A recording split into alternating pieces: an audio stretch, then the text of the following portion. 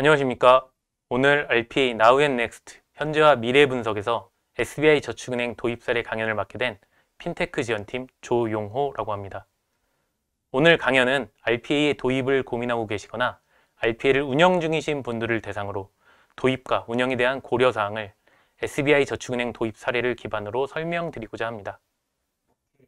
시간상 RPA에 대한 기본 개념이나 자세한 기술적 설명에 대한 내용은 과감하게 생략하였기 때문에 해당 내용에 대한 부분은 다른 강연을 통해 확인하시기 바랍니다.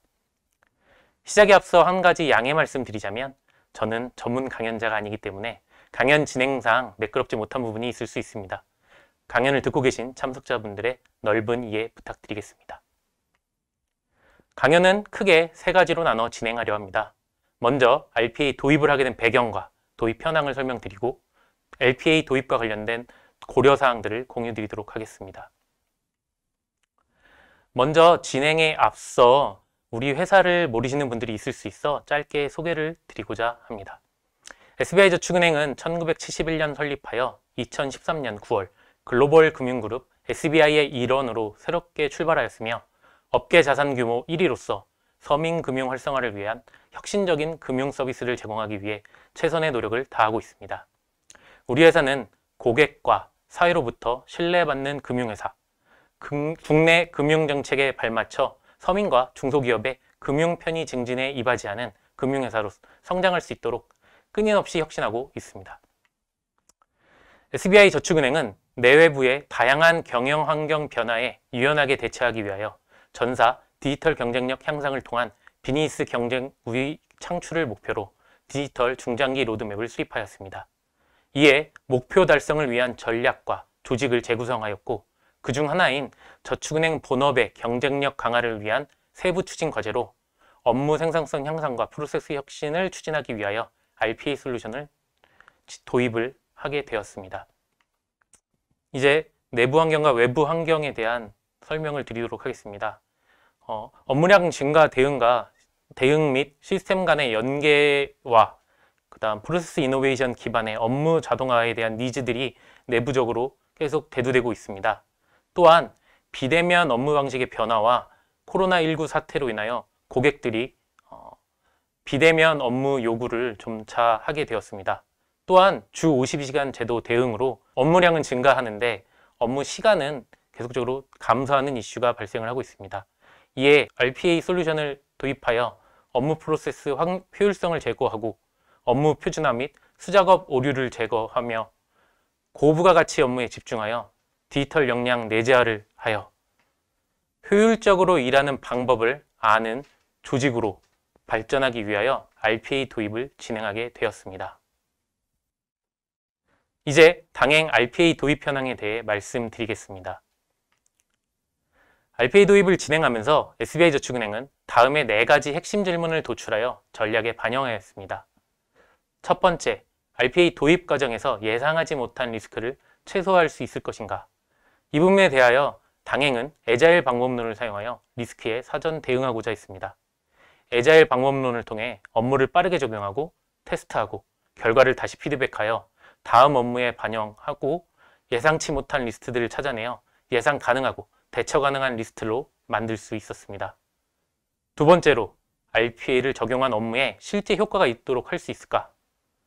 이 부분에 대해서는 뒷부분에 다시 설명을 드리겠지만 효과 분석 기반으로 과제를 분류하고 효과가 좋을 것으로 예상되는 과제부터 RPA 업무로 구현할 수 있도록 하였습니다. 세 번째로 RPA 도입 후 순조롭게 확산이 가능할까?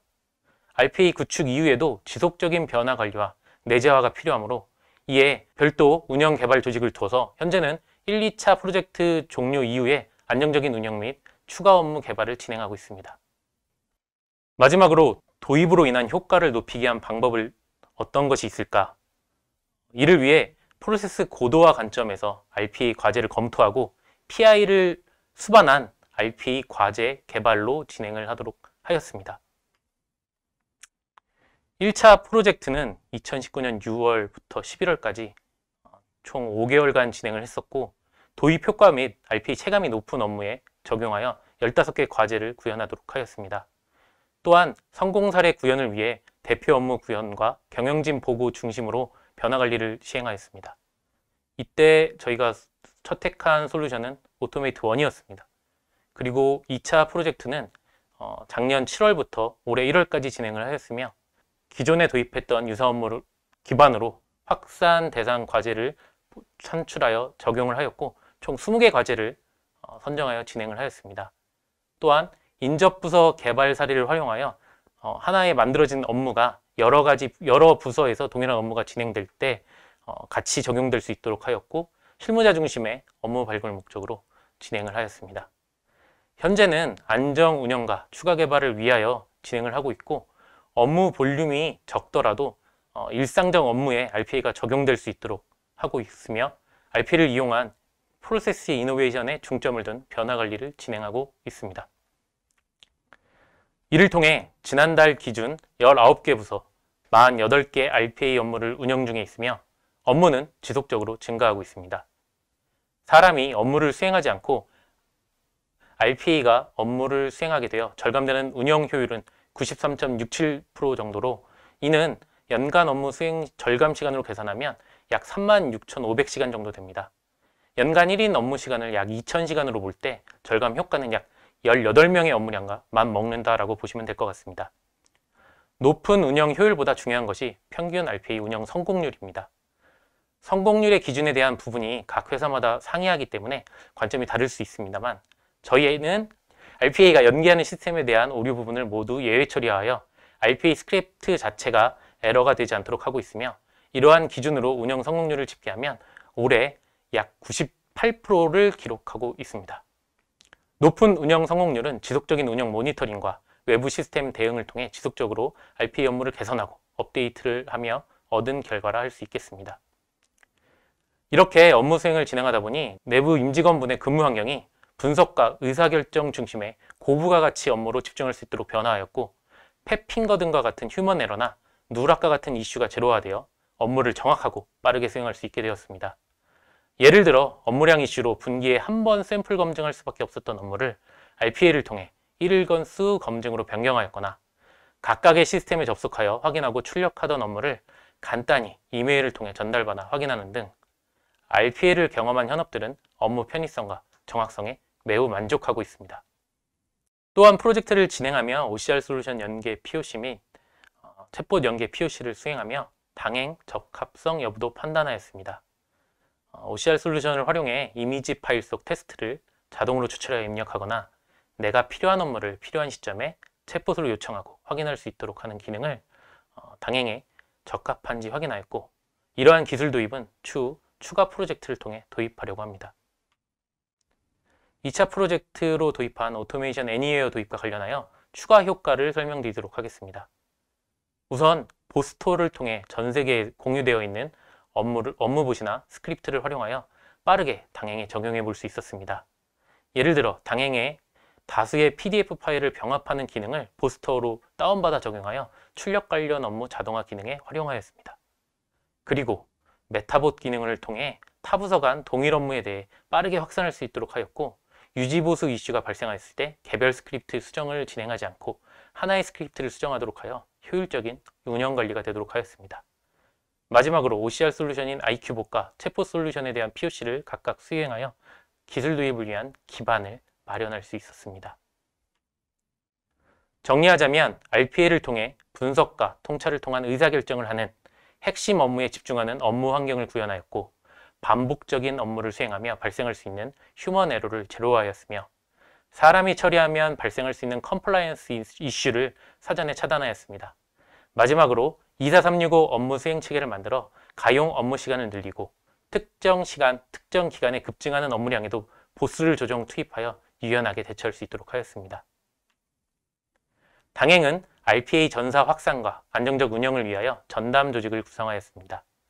조직은 확산 운영 담당자가 업무에 대한 의사결정을 총괄하고 기획 설계 담당자가 신규 업무에 대한 분석과 설계를 진행하며 구현 운영 담당자는 구현되는 업무에 대한 개발 테스트와 안정적 운영을 모니터링하고 있습니다.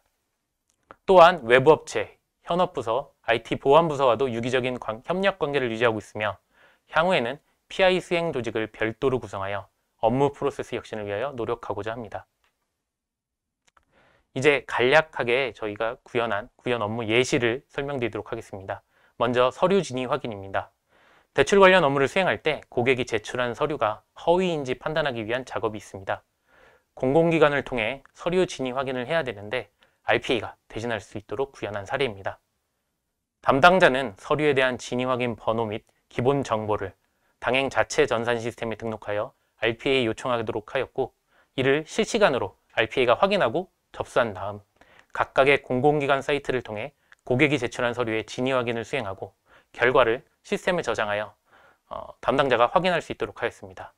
이를 통해 RPA가 업무를 수행하는 동안 담당자는 부수 업무를 수행하며 업무 시간이 약 90% 절감되는 효과를 얻을 수 있었습니다. 두 번째는 자금 세탁 방지 일일 점검 업무입니다. 전 영업일 기준 수행한 자금 세탁 방지 관련 활동들이 실제로 정확하게 누락은 없이 잘 수행되었는지 점검하는 업무로 각각의 시스템에 기록된 자금 세탁 방지 업무 활동을 활용하여 실제 기업 정보와 검증에 대한 건들이 누락이 없는지 체크한 다음 담당자에게 메일로 전달하는 업무입니다. 이 업무 또한 도입 대비 업무 시간이 90% 절감되었습니다. 앞서 말씀드린 1, 2차 프로젝트를 통해 현재 SBI저축은행은 시범 도입 단계를 지나 스케일 적용이라는 2단계 계획까지 진행하였습니다. 이제 앞으로는 OCR 솔루션이나 챗봇 또는 MRC 기술 등을 융합하여 인지 관련 업무에도 RPA가 적용될 수 있도록 확산하고자 계획하고 있으며, 일반 현업도 손쉽게 RPA 활용을 할 수 있도록 내재화에 더욱 노력하려고 합니다. 당행의 도입 사례를 기반으로 앞으로 도입을 고민하시거나 운영 중이신 분들에게 고려사항을 공유드리도록 하겠습니다. 먼저 업무 프로세스와 시스템의 복잡성을 증가시킬 수 있습니다. 기존에 왜 하는지 모르겠지만 이전부터 그렇게 해왔으니까 하는 업무 프로세스들이 있습니다.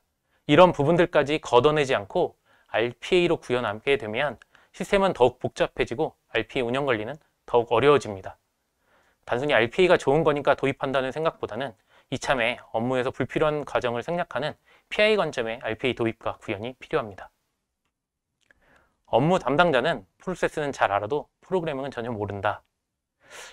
진작에 말씀드리면 프로세스도 모를 수 있습니다. 예외사항이 발생했을 때 어떻게 처리하면 되는지에 대해 현업이 전혀 모를 수 있기 때문입니다. 또한 전산에 대한 이해가 전혀 없다고 판단하셔야 되기 때문에 뭐가 되든 내 업무가 자동화 되겠지라고 막연하게 기대하게 됩니다. 그렇기 때문에 과제를 선정하시고 업무를 분석하실 때 능동적으로 프로세스 분석을 하여 예외 케이스들을 모두 정형화하셔야 하며 지속적으로 내재화 교육을 수행하셔야 합니다. 지속적인 모니터링과 유지 보수가 필요하다. RPA는 완벽한 자동화 솔루션이지만 외부 시스템은 그렇지 않습니다. 지속적으로 수정과 변화는 이루어지고 있기 때문에 작은 UI 변경에도 RPA 업무는 정지되고 실패될 수 있습니다. 지속적인 모니터링과 장애 예방 활동, 그리고 성능 개선 업무가 RPA 관리에서도 이루어져야 하는 점을 기억하시기 바랍니다.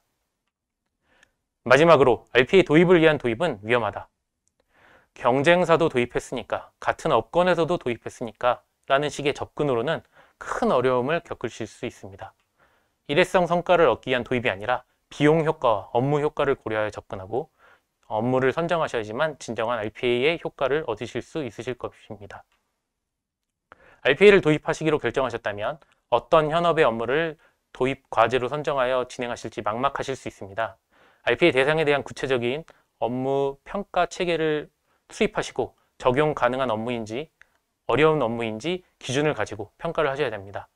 당연과 마찬가지로 처음 도입할 때 효과가 높은 것으로 판단되는 과제를 선정하여 단순 반복적이고 가용 효과가 높은, 연간 업무량이 높은 업무를 선택하시는 것이 좋고, 다양한 자체 평가 기준을 만드셔서 차례대로 도입을 진행하시는 것이 좋습니다. RPA 적용 가능성은 현재 계시는 곳마다 기준이 다를 수 있으므로 다양한 조건에 대하여 가중치를 부여하시고 평가하시기 바랍니다. RPA를 도입하시기로 하고 실제 업무 구현을 하시기로 하셨다면 RPA 구현 시 위험 요소들도 고려해야 됩니다. 권한 및 보안 이슈가 발생할 수 있고 자체 시스템의 변경으로 인한 이슈가 발생할 수 있습니다.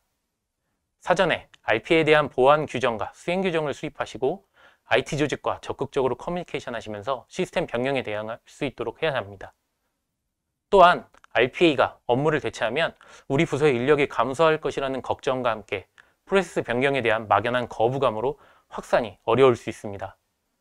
다양한 RPA 교육과 내재화 활동을 통해 RPA에 대한 이해도를 높여셔야 하고 부서에서 적극적으로 과제를 요청할 수 있도록 홍보와 사내 이벤트 등도 고려하시면 좋습니다.